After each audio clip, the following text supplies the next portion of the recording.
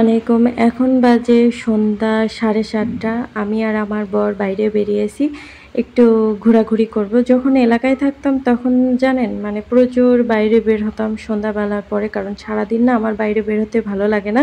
সন্ধ্যাবেলার টাইমে একটু ঠান্ডা ঠান্ডা বাতাস হয়, ওই টাইমে আমার বাইরে বের হতে খুবই ভালো লাগে।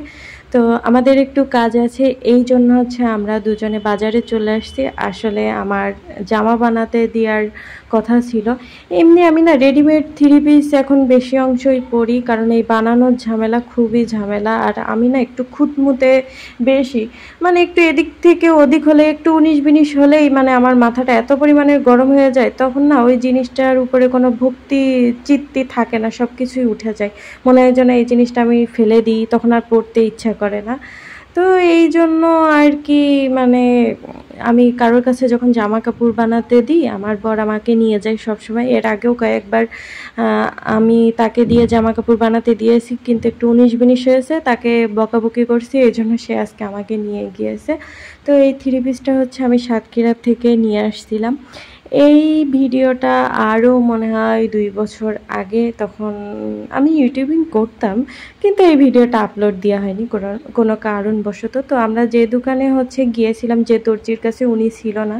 তো উনি আসার পরে এই যে আমি জামার মাপটা আর কি দেখিয়ে দিতেছিলাম। আমার বর তো বারবার বলতেছিল একদম পাই টু পাই খুব ভালো করে তারপরে হচ্ছে তুমি মাপজোক দিও, নাহলে পরে যে আবার বকাবকি করবা তুমি আমাকে। কারণ জানেন একটু এদিক থেকে ওদিক হলে না বকাবকি খাই কিন্তু আমার বরই।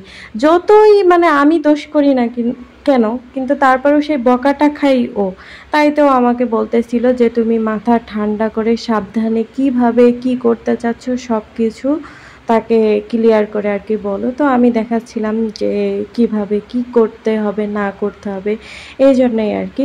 আর এই জামাটা না আমার খুবই পছন্দ হয়েছে, খুবই হালকা কালার। আমার না এরকম হালকা কালারের জামাটা মানে হালকা কালার বেশি ভালো লাগে, এর জন্য আমি ছোট থেকে খুবই হালকা কালারের জামা পরি। গ্রামের মানুষ সাধারণত কিন্তু একটু গাঢ় কালার পছন্দ করে, আমি যেহেতু নিজেও গ্রামের মানুষ, কিন্তু আমার ছোটোবেলার থেকে না হালকা কালারের উপরে বেশি ইন্টারেস্ট। আমার হালকা কালারের জামা কাপড় পরতে খুবই ভালো লাগে। তো এখানে আমি বকবক করে হচ্ছে ওই আঙ্কেলকে বলে দিতেছিলাম যে আমাকে এরকম করে দিতে হবে, ওরকম করে দিতে হবে।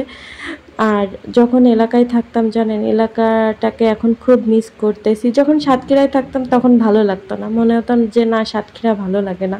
তারপরে যখন মহেশপুর আসছি মনে হয় যেন না আমার গ্রামটাই ভালো ছিল। তারপরে যখন মহেশপুর থেকে চট্টগ্রামে আসছি, এখন মনে হয় যেন না মহেশপুর সাতক্ষীরা জায়গাটা খুবই ভালো।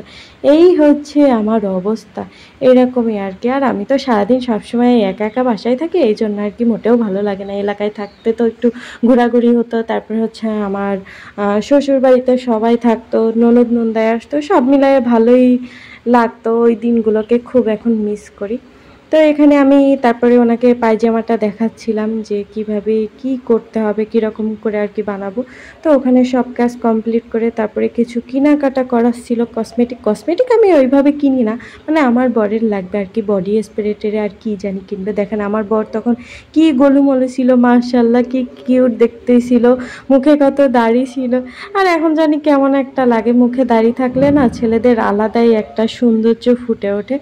তো এখানে ও বডি স্প্রে দেখতেছিল, আমি আর কি দেখবো, আমি যেহেতু কিছু নিব না। তারপরেও আমাকে বলতেছিল যে তোমার যদি কিছু লাগে তাহলে তুমি নিয়ে নিতে পারো, কিন্তু না আমার নেওয়ার মতন কিছুই নেই।